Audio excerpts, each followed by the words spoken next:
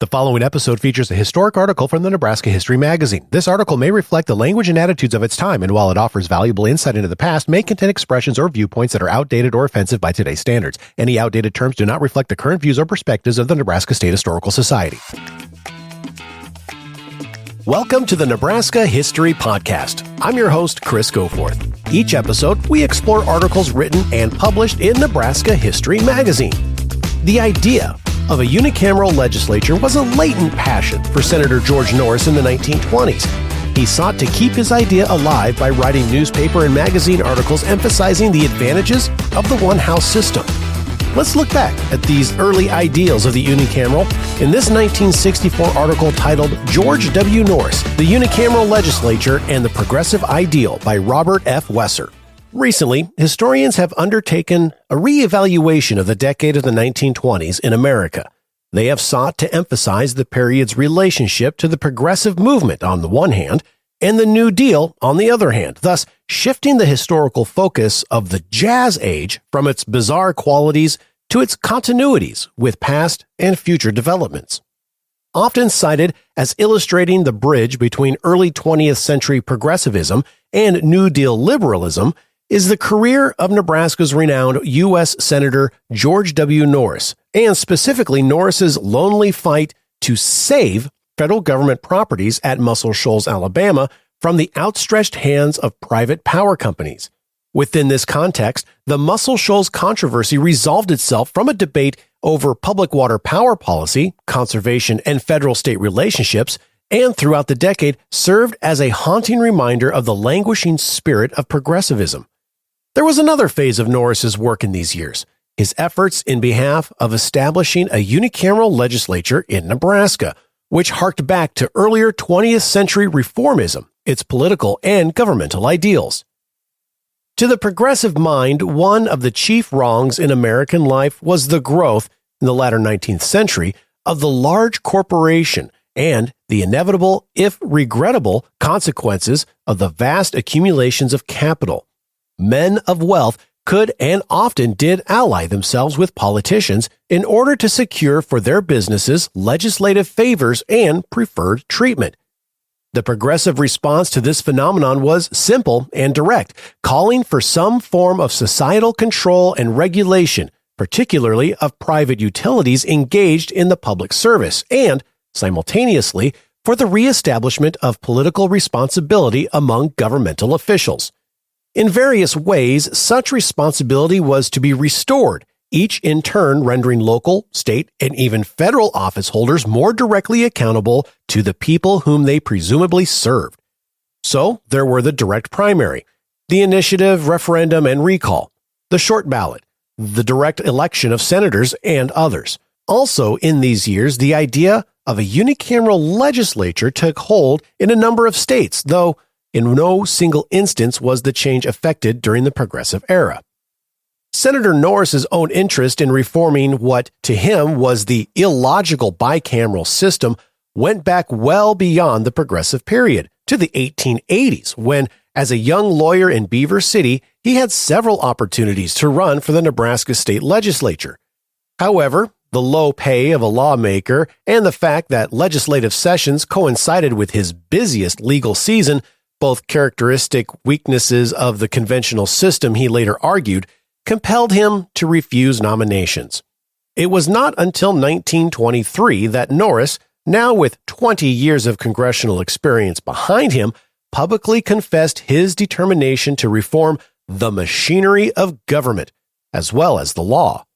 Specifically, he mentioned the Nebraska legislature and even expressed a desire to retire from national politics the next year in order to devote most of his time to the great fight that lay ahead. When, indeed, his avid supporters virtually compelled him to seek re-election to the Senate, Norris grieved over his inability, as he put it, quote, to follow my own inclinations in this matter, end quote. Often frustrated and despondent in these conservative years, the sensitive liberal resolved that before he died, he would perform one outstanding service for his home state, quote, the replacement of the unwieldy and inefficient two-chamber legislature by one compact body, end quote. With Norris, the idea of a unicameral legislature became a passion, albeit a latent passion, through the 1920s. Too busy with his determined battle to save Muscle Shoals, he scarcely had time for this, his other pet project. Strangely enough, the history of these two significant aspects of his career had striking parallels. In principle, they reflected different features of the progressive ideal. Moreover, just as Norris learned early in the Muscle Shoals imbroglio, the fruition of his dream for the Tennessee River Valley lay in the future, so he came to understand that the realization of his unicameral reform awaited a resurgence of liberalism. In the meantime, he sought to keep his idea alive by writing newspaper and magazine articles emphasizing the advantages of a one-house system over the anachronism of the bicameral system. Norris's first literary endeavor in behalf of his reform, entitled A Model State Legislature, appeared in 1923 in the New York Times. This article contained all of the basic arguments that were used over and over again right up to the successful conclusion of his campaign in 1934. Taking as his point of departure the progressive notion of reestablishing political responsibility among public servants, Norris candidly put forth the case for the unicameral legislature, proposing a small lawmaking body elected on nonpartisan basis in place of the large, unwieldy, often violently partisan conventional arrangement. The Nebraska senator, in typical fashion, began his discussion by citing criticism after criticism of the existing framework. He concentrated his attack upon the, quote, undemocratic conference committee, end quote, which meets when bills passed in both houses vary in content. This process, Norris maintained, grants arbitrary power to the few men who are chosen to put legislation in final form. Making matters worse, he added, is the fact that this third house, as he would call it, often meeting behind closed doors, is a haven for lobbyists who usually need to influence only 2 or 3 legislators. When finally the conference report reaches the separate houses, Norris went on, individual lawmakers find it difficult to express opposition to any specific provision that the bill in revised form contains. In turn, the conscientious citizen cannot properly evaluate the efforts of his representative. The end result is a travesty of the democratic process. The unicameral legislature in small size, Norris continued, would be free of the evils characteristic of the two-house system. Conceding that in theory a larger body is supposed to be more representative of a citizenry, he argued that in practice each man loses his individual rights. Committees must determine procedure. By special rules, there is a deprivation of the right to offer amendments, and there is less time for deliberation. Writing much later on the same thought, Norris asserted that professional lobbyists had told him that the easiest situation to handle was the large legislative body. Here only 2 or 3 leaders needed to be controlled, while in a small body, quote, every member has all the rights of every other member and is much more difficult to control, end quote. The senator's final proposal, and the one nearest his heart, was the election of representatives on a nonpartisan basis. Since his later years as a congressman, Norris had himself been free of blind party loyalty. To him, the Republican Party was subject to the same influences that dominated the Democratic Party. Both, quote, were machines controlled, and the Democratic and Republican machines, the Muscle Shoals fight had taught him, worked in perfect harmony of brotherly love, end quote. The removal of this stumbling block to good legislation Norris thus attached to his unicameral reform. Hollow as these proposals may have sounded in the Harding-Coolidge era, the unicameral idea was an old one in America. The first constitutions of Pennsylvania, Vermont, and Georgia provided for single-house legislatures, although in each case a board of censors was established and in effect operated as a second house. Of these states, Vermont kept the arrangement the longest, until 1836. Approximately 70 years elapsed before the idea again took hold, when during the Progressive period, governors of 6 states recommended to constitutional conventions revision along unicameral lines. In New York and Ohio, the reform was considered but not acted upon. In Oregon, Oklahoma, and Arizona, the people themselves turned down efforts to institute the single deliberative assembly. A joint legislative committee of Nebraska studied the possibility and filed a favorable report, but little was done until 6 years later, in 1919, when a motion before the Constitutional Convention providing for a unicameral body was defeated by a close vote. While one feature of the composite Norris Plan had thus become familiar to Nebraskans, the foundation had been laid for another. Back in 1909, partisanship had been abolished in elections all the way from local boards of education to state superintendent and in the judiciary from the lower courts to the Supreme Bench. Yet these moves were insignificant next to Norris's proposed governmental change, and the very radical nature of his program contributed to the 10-year delay in his campaign. There were, of course, compelling reasons why, to Senator Norris and to others, 1933 loomed as a good year in which to launch the fight in Nebraska for the unicameral legislature. The Depression itself bred much discontent with existing institutions, and once again Americans appeared willing to implement new and challenging ideas. Furthermore, the Democratic landslide of 1932 brought in its wake a Nebraska legislature sporting inexperienced lawmakers whose first efforts proved unimaginative and fruitless.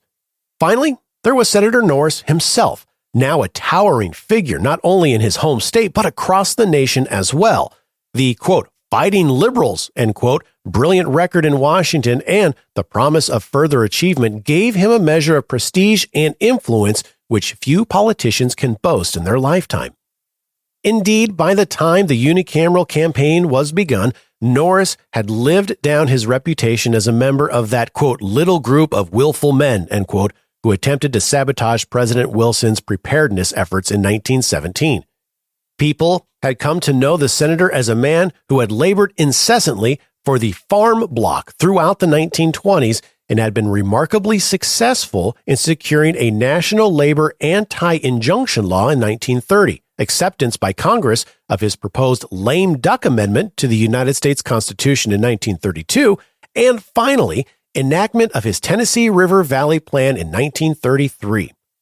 He was rapidly on his way to gaining the reputation later described by the once critical New York Times as, quote, a contemporary founding father, always remote from the scramble of politics, a thinker and a philosopher, end quote.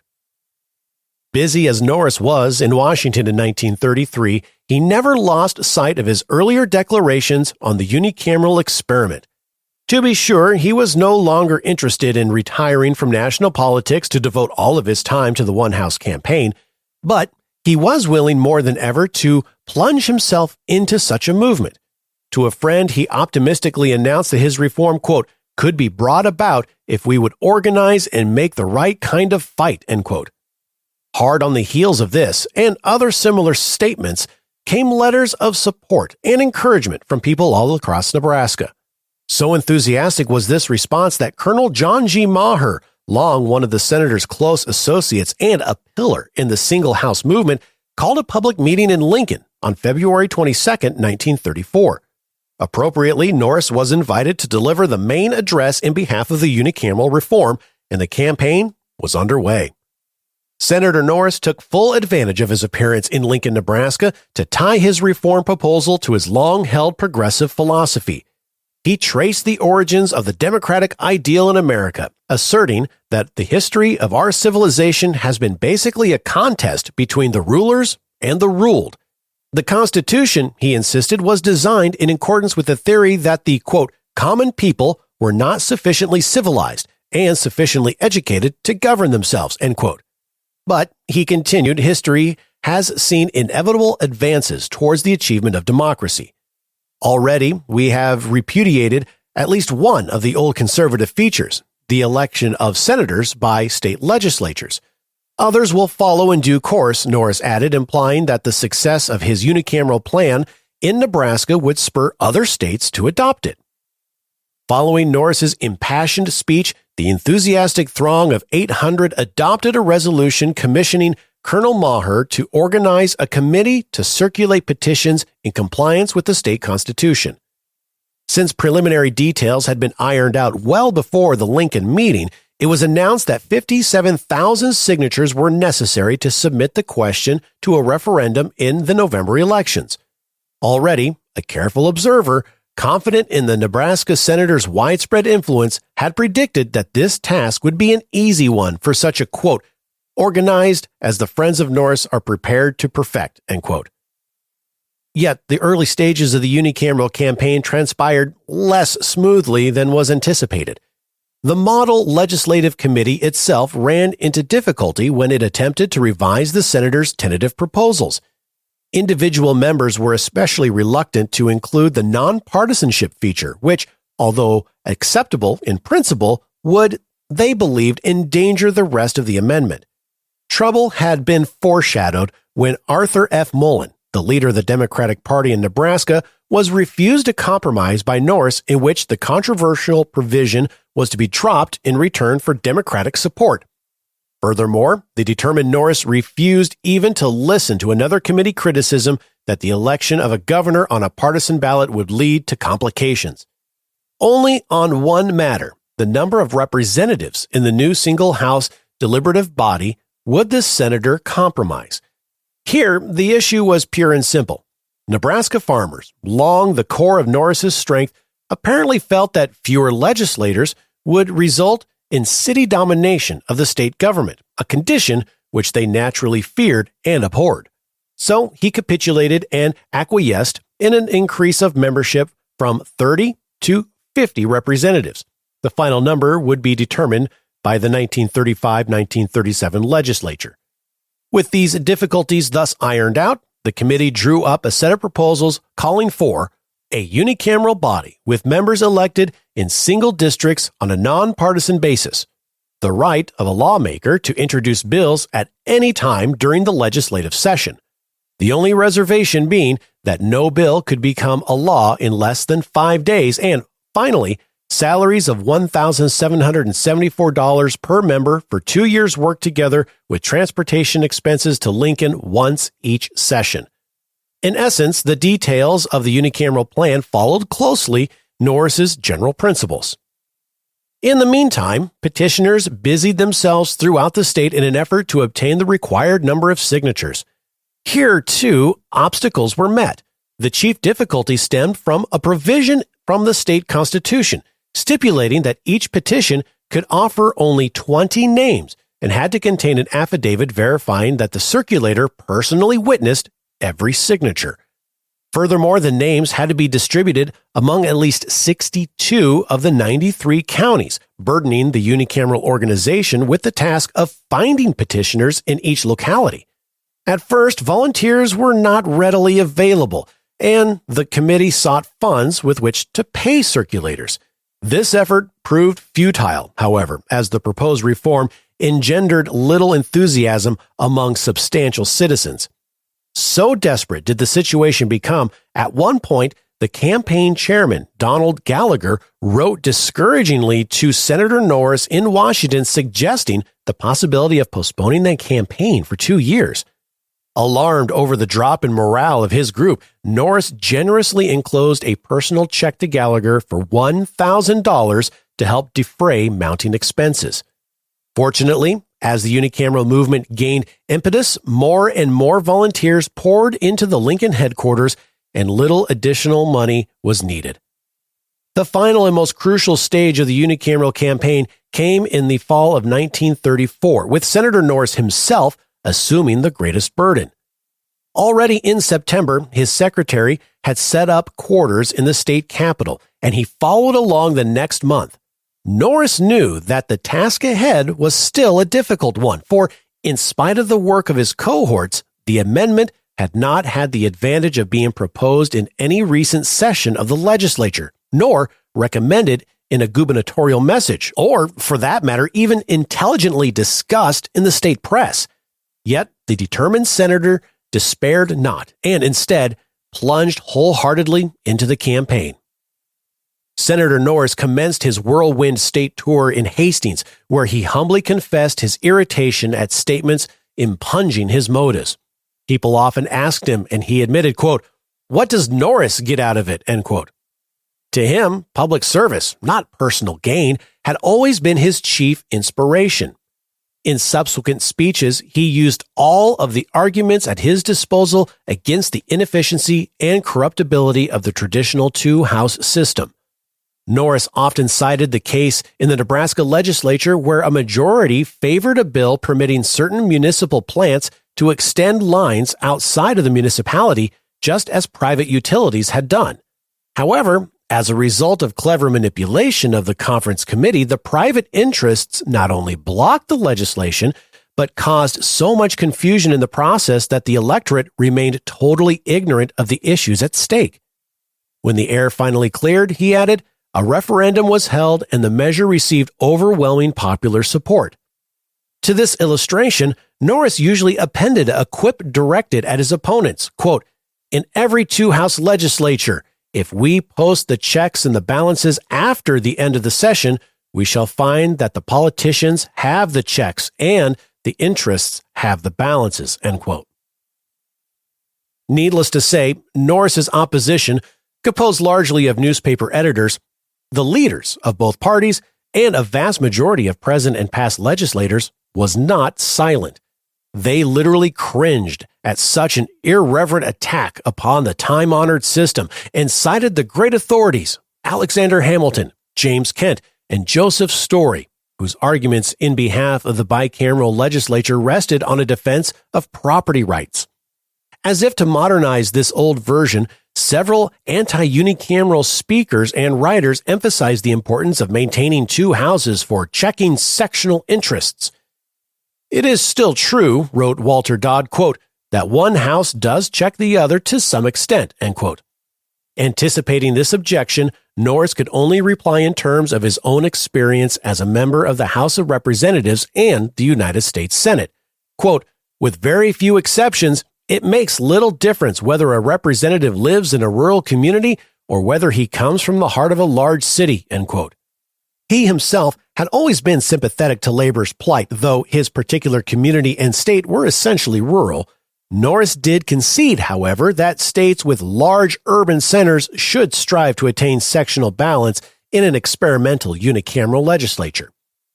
As the unicameral campaign drew to a close in early November, the Norris organization was confident that their reform would, quote, receive a larger vote than people expected, end quote. Certainly, its fate captured national attention in the period immediately before and shortly after its enactment. Colliers had early come out strongly against the idea on the ground that a one-house legislature of so few members, quote, is a plea for authority more centralized, end quote. The Representative Government Association concurred and in a pamphlet added that the proposed un-American change would break down the hold which the people have over their representatives. Even the Christian Science Monitor cited the desire for, quote, centralization and authority, end quote, but looked at the proposal in a more favorable light, while the Saturday Evening Post insisted that there was no justification whatsoever for a state bicameral legislature. Originally, they added, senators, quote, were expected to be of superior wealth and social standing, end quote, and property qualifications were required of electors of the upper house. In recent times, however, aside from the manner and size of apportionment, the only difference in the two houses has been the senators serve longer terms. Finally, the American Legislators Association conducted a survey of segments of the population and concluded that 59% of those polled opposed the Nebraska experiment. Significantly, state and federal legislators rejected it by a vote of approximately 3-1, while professors of government and others engaged in research along these lines favored it 4-1. The result of the Nebraska unicameral campaign in November 1934 was, indeed, decisive. The proposed amendment carried the state by a plurality of over 90,000 votes. Only 8 counties out of 93, Norris happily noted, turned down his idea. For him, the triumph was a rich reward following a more vigorous campaign than he had ever waged as a candidate for an elected office. But in his customarily modest way, the senator took little personal credit for the victory, applauding instead the stellar efforts of his organization and the enlightened state of the Nebraska electorate. It was another 2 years before the unicameral reform actually went into effect in Nebraska, and in the meantime, Norris returned to his desk in Washington. His work, however, was not forgotten. When in January 1937, the one House legislature commenced its deliberations, the aging senator was invited to deliver the first message. Proudly standing before his peers, he took this momentous occasion to appeal once again in behalf of the progressive cause. Sensitive to the role that unicameralism might play in improving democratic government, Norris asked for the cooperation of all and warned that lobbyists, politicians, quote, and every representative of greed and monopoly are hoping and praying that your work will be a failure, end quote. Upon completing his remarks, Norris received a standing ovation and was escorted from the platform by several prominent Nebraska leaders. Undoubtedly, Senator Norris's victory in his home state in 1934 resulted from a renewed spirit of liberalism and experimentalism, which swept across the nation in the Depression years, together with his own personal dedication and determination. The gentle knight of American progressive ideals, as President Franklin D. Roosevelt so aptly called him, had again succeeded in achieving a specific objective within a tradition of reform which had guided his political career for over a quarter of a century. If today the Norris formula for the perfection of representative government and the realization of the democratic ideals appears too simple and perhaps somewhat naive, it is because simplicity and perhaps even naivete were characteristics of the progressive impulse as it sprang out of the 19th century America. George Norris was a product of that America and her inherent belief in the perfectibility of human institutions. Thank you for listening to the Nebraska History Podcast. To learn more about Nebraska History Magazine, to listen to more podcasts, or to support our podcast by becoming a member of the Nebraska State Historical Society, go to history.nebraska.gov/podcast. And don't forget to subscribe to the podcast and get notified when we release new episodes on your favorite podcast platform. Until next time, I'm Chris Goforth.